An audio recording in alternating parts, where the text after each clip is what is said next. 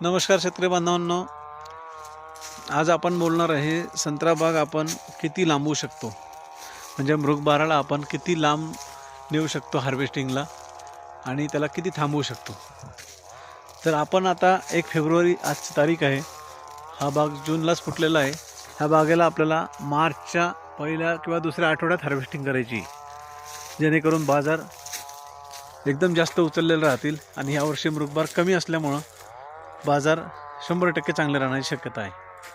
हे बघा, अजून माल बऱ्यापैकी हिरवा आहे, कलरही येतोय, पण बऱ्यापैकी माल हिरवा असल्यामुळं हा माल आपण फेब्रुवारीमध्ये मार्चमध्ये 100% हार्वेस्ट करू शकतो, तोपर्यंत थांबवू शकतो.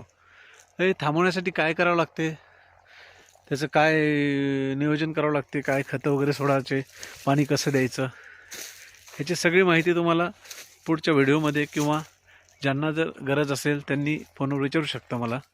धन्यवाद.